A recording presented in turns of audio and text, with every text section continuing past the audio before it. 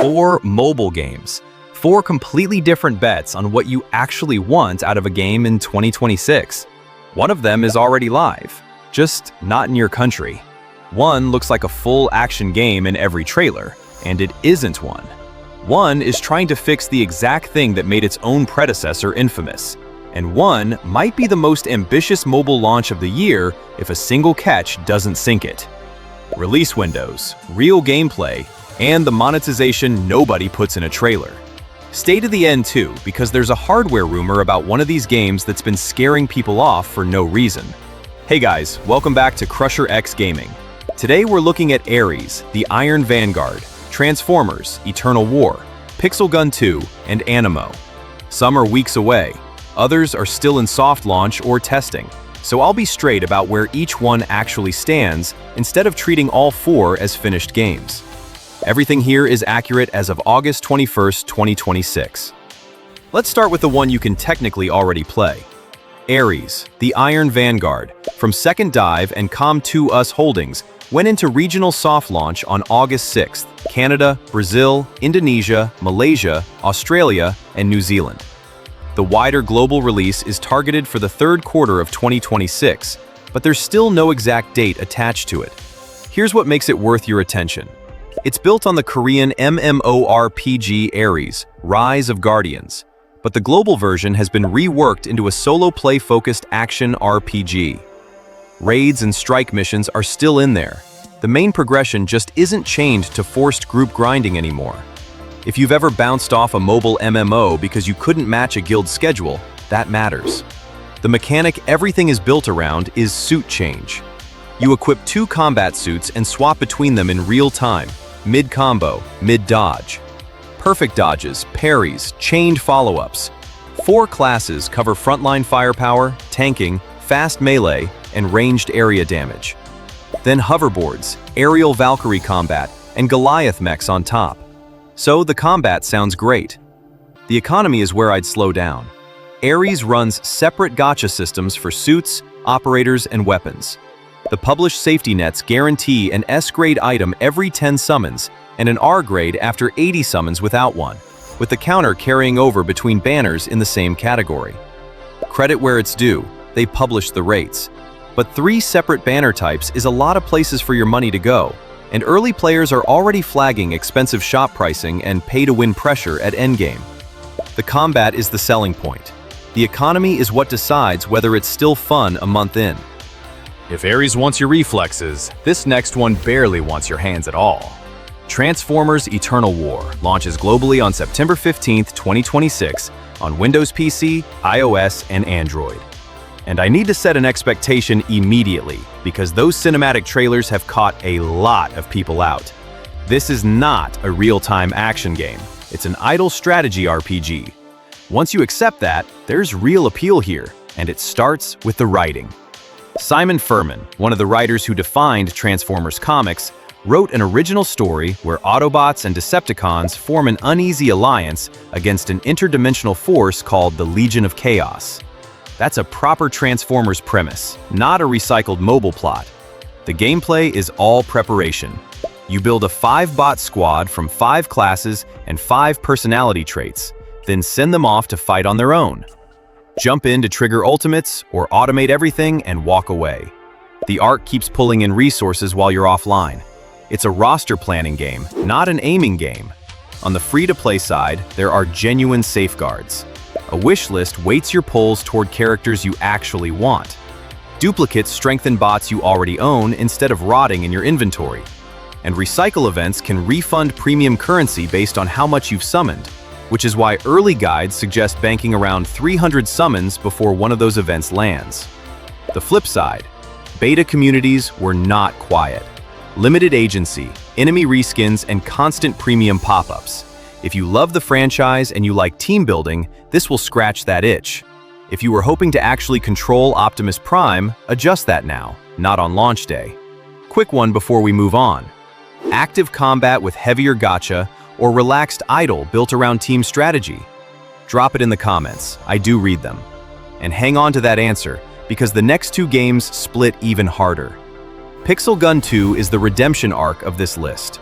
It's coming to PC, macOS, iOS, and Android in 2026, with cross-platform matchmaking and shared progression.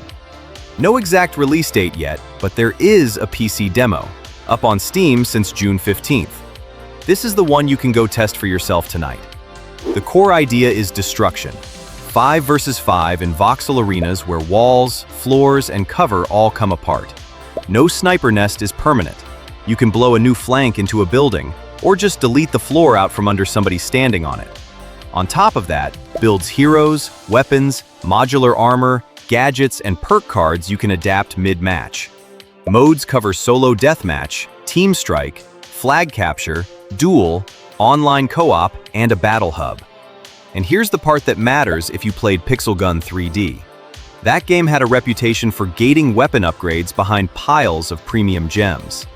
Pixel Gun 2 swaps that for weapon parts you earn from gameplay chests and lets you scrap weapons you don't want for coins. Progression you play for instead of pay for. So why isn't this an easy recommendation? The demo's Steam reception has been mixed. Plenty of people like the destruction and the perk system. Others say the shooting feels like a loose mobile port once you're on a mouse. And the loudest complaint by far is bots, with a lot of matches padded out by them. Nobody knows yet whether that's a small demo population or how the game intends to ship. If you're competitive, that's what I'd watch. Which brings me to the one I'm most invested in. Aniimo is Pawprint Studios' free-to-play creature-catching action RPG, and it's confirmed for September 16th, 2026, on PlayStation 5, Xbox Series X and S, PC, iOS, and Android. That's the widest platform spread on this entire list. You play a Pathfinder exploring a world called Idle, collecting creatures and using twine to merge with them. Celestis carries you across gaps. Emberpup burns thorny barriers. Skippy handles water. In combat, you swap between the Pathfinder and your Aniimo on the fly, dodge boss attacks, chain abilities, and trigger weakness breaks with the right element. And then it turns around and gets cozy on you. Your customizable recreational vehicle links to a homeland space where you farm, build habitats, decorate, and spend time with the creatures you've caught. Creature collecting, action combat, social hubs, co-op raids, farming, nothing else here covers that range. Now, the catch I promised you at the start. Aniimo needs a constant online connection. No connection, no game. So if most of your playtime happens on a commute, factor that in. It also runs creature and cosmetic gacha. Preview coverage loved the twining and the world, but criticized limited body types, hairstyles locked behind fashion vouchers, and a farming economy that could turn into a time gate. Home coins buy rare eggs and vehicle furniture, so the real question is whether the relaxing half stays relaxing. And one thing I want to clear up because it's been putting people off. You may have seen that Aniimo needs 32 gigabytes of memory on PC. That number came from an incorrect beta survey. The confirmed minimum is 12 gigabytes, 16 recommended. Your machine is almost certainly fine. So which one actually deserves your time? If you want sci-fi action right now, Ares has the most immediate combat of the four, as long as its monetization doesn't swallow the endgame. Transformers: Eternal War is for collectors' team synergy, offline progress, and good franchise writing over hands-on control. Pixel Gun 2 has the strongest competitive idea here, because destructible arenas are a real hook, but it needs better matchmaking and PC gunplay that holds up. And Aniimo is the one I'll watch hardest, with the honest asterisk that its always online requirement and stacked currencies deserve as much of your attention as the Twine system does. Release plans do change, so treat every date here as a plan, not a promise. Before we wrap up, it's time to reveal the two winners of the $100 giveaway from the previous Aeon 2 video.